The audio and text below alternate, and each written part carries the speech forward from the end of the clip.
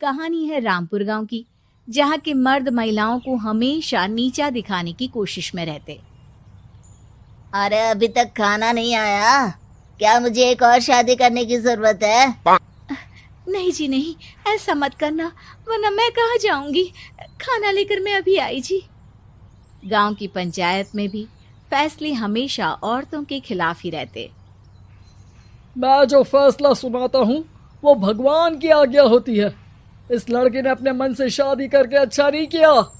लड़के को घर भेज दो और इसकी शादी इसकी जाति की किसी लड़के से करवा दो। लेकिन ये लड़की, इसे तो गांव के बाहर निकाल दो। नहीं नहीं जमींदार साहब, ये क्या बोल रहे हैं? ऐसा नहीं हो सकता। मेरी बेटी मासूम है, इसे अच्छे बुरे की समझ नहीं है। अरे कहाँ जाएगी ये बेचारी? कहाँ जाएगी? इतनी चिंता है तो पूरे परिवार का गांव निकाला कर देते हैं। बेचारे पूरे बसे बसाए परिवार को गांव छोड़ना पड़ता है। चाहे जो हो, अगर बेटियों को कंट्रोल नहीं कर सकते तो गांव में रहने का कोई मतलब नहीं है। यहाँ औरतों को दब कर रहना होगा। कोई भी अपने हिसाब से कुछ नहीं कर सकता, सब ईश्वर की मर्जी से ही होगा। तभी गांव का एक आदमी दौड़ा दौड़ा आता है। सरपंच साहब, जमींदार साहब, वो कालिया है ना, उसकी बेटी पढ़ने के लिए शहर जा रही है। अच्छा, ये कब हो गया? और कालिया की हिम्मत कैसे हो गई ऐसा करने की? लेकर आओ उसे और उसकी बेटी को। बस फिर क्या था, हाजिर हो जाते हैं कालिया और उसकी बेटी सरपंच के सामने। अरे कालिया, ये क्या सुनने में आ रहा है? बेटी को इंजीनियर बना रहा है तू? और ये बता, गांव में तो स्कूल नहीं है, फिर कहां से इतनी क्लास पास कर गई तेरी बेटी? राधा, जो कि कालिया की बेटी है, उसे लगता है कि सरपंच उसकी तारीफ कर रहे हैं। सरपंच जी, मैंने ऑनलाइन पढ़ाई की है, डिस्टेंस लर्निंग से। सभी में मैंने अच्छे नंबर पाए हैं, जिसे देखते हुए शहर की इंजीनियरिंग कॉलेज में मुझे स्कॉलरशिप मिली है। वाह जी वाह, क्या होती है ये? पहले तो ये बताओ, फिर आगे की बात करते हैं।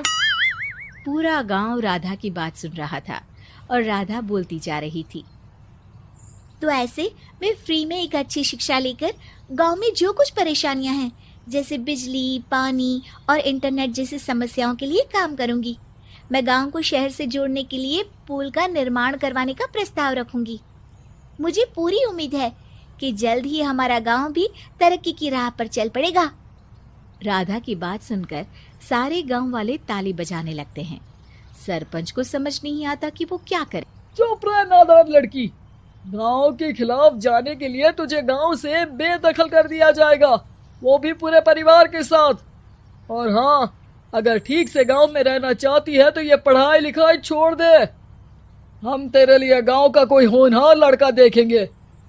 तभी गांव का एक आदमी बोल पड़ता है। अरे नहीं नहीं सरपंच जी, राधा बिटिया जो बता रही है, अगर वैसा हो जाए तो हम लोगों को पैसा कमाने के लिए बाहर नहीं जाना पड़ेगा। हाँ जी, और ना ही कोसों दूर पानी के लिए भटकना पड़ेगा। हमारे बच्चे भी अच्छी पढ़ाई कर सकेंगे और आगे बढ़ेंगे, ना कि हमारी तरह खेती करते बैठेंगे। क्यों गांव वालों, राधा बिटिया का साथ देना चाहिए ना। सरपंच देखता है कि गांव राधा के साथ है तो वो चुप हो जाता है। वो घर आकर अपने सलाहकार से बात करता है, जो बहुत ही चालाक किस्म का इंसान होता है। अरे सरपंच साहब, आपको बहुत ही होशियारी से काम लेना पड़ेगा। एक बार गांव तरक्की कर गया, यहाँ के बालक पढ़ लिए तो कोई ना पूछेगा आपको। और फिर ये जो बेटा और बेटी है ना आपके, इनको भी आम लोगों की तरह ही जीवन जीना होगा।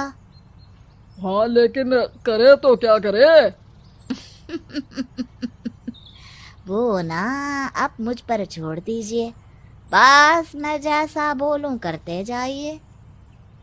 अगले रोज सुबह जब गांव वाले सोकर उठते हैं तो राधा के घर के बाहर और साथ ही वो लोग जिन्होंने राधा का सपोर्ट किया था, उनके घर के आगे लाल रंग से कल आऊंगी लिखा होता है। कल आऊंगी, यह क्या होता है? अरे यह तो खून से लिखा है, लगता है कोई भूत प्रेत या चुड़ैल का साया है।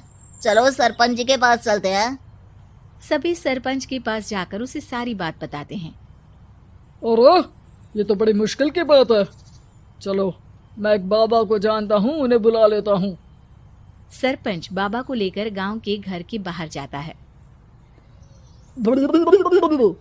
ओहो, तो ये वो चुड़ैल है जो उन लोगों को निशाना बनाते हैं जो गांव को बदलने का सपना देखते हैं। वो गांव को ऐसे ही संपन्न देखना चाहती है। वो नहीं चाहती कि कोई बाहरी यहाँ का कायाकल्प करे। क्या तुम लोगों में से किसी ने गांव को बदलने की सोच रखी है? तभी राधा की माँ रोते रोते आती है। मेरी राधा घर से गायब हो गई है। अरे कोई तो बचाओ, मेरी बच्ची कहाँ गई?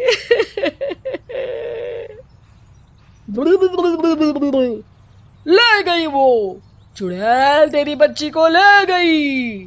अब वो उसे श्रापित करके छोड़ेगी, उस पर चुड़ैल का साया हो जाएगा। तभी बुरी सी हालत में राधा भी वहां आ जाती है। उसके बाल चुड़ैल की तरह फैले होते हैं और कपड़ों में खून लगा होता है। सभी राधा को देखकर डर जाते हैं। माँ, पता नहीं मुझे कौन उठा कर ले गया था। अरे दूर दूर हो जा चुड़ैल, अब हम लोग इस गांव में नहीं रुकेंगे। अरे कैसे बातें कर रहे हैं आप? कल तो आप मेरे भरोसे गांव का हुलिया बदलने, अपने बच्चों को पढ़ाने और तरक्की उन्नति की बात कर रहे थे, तो आज क्या हो गया आपको? ये फिर तुम लोगों को बहकाएगी। ये चुड़ैल गांव में आ चुकी है, ऐसे ही ये तुम्हारे घर के बच्चों को भी ले जाएगी। गांव वाले राधा को गांव से बाहर निकाल देते हैं। उसके माँ बाप रोते रहते हैं, लेकिन गांव वाले नहीं मानते। मैं भी अपनी बहन के साथ गांव के बाहर रहूंगा, लेकिन वो पढ़ाई नहीं छोड़ेगी। वहीं सरपंच के घर पर सलाहकार कहता है। देखा, सांप भी मर गया और लाठी भी नहीं टूटी। लेकिन अगले ही दिन सरपंच के घर के बाहर भी वही शब्द लिखे होते हैं। और फिर सरपंच की बीवी कहती है, हमारी बेटी को किसी ने अगवा कर लिया है। तभी राधा का भाई वहां आ जाता है। अरे गांव वालों, मैंने सरपंच जी की बेटी को देखा था। वो चुड़ैल उसे उठाकर ले जा रही थी। अरे क्या मजाक कर रहे हो? नहीं नहीं सरपंच जी, आप नहीं जानते। वो चुड़ैल अब आपकी बेटी में आ जाएगी, जैसे राधा के अंदर आ गई थी। तभी सरपंच की बेटी वैसी ही हालत में वहां आती है जैसे राधा आई थी। पापा, पता नहीं कैसे मैं गायब हो गई थी। चुड़ैल, इसके अंदर भी चुड़ैल का साया है, मारो इसे। अरे नहीं नहीं, इसे भी राधा के पास गांव के बाहर ही भेज दो। अरे चुप रहो, मेरी बेटी कहीं नहीं जाएगी और चुड़ैल बुड़ैल कुछ नहीं होता है। अरे कैसे बात कर रहे हो सरपंच जी? आप तो बोल रहे थे कि आपका फैसला भगवान का ज्ञान होता है, तो अपने पर बात आई तो अब आप ऐसे बोल रहे हैं। अरे ना ना ना, आपको अपनी बेटी को त्यागना ही होगा। अरे बुलाओ बाबा को। राधा का भाई बाबा को ले आता है, जिसे अब गांव वालों के डर के कारण सच बोलना पड़ता है। मैं कोई बाबा नहीं हूँ, मैं तो मोची था। ये सलाहकार महोदय ने मुझे कहा था एक्टिंग करने को। अब वो मुझे पैसे देने वाले हैं। अब मुझे माफ कर दो। गलती हो गई, मुझे माफ कर दो। तभी वहां राधा आ जाती है।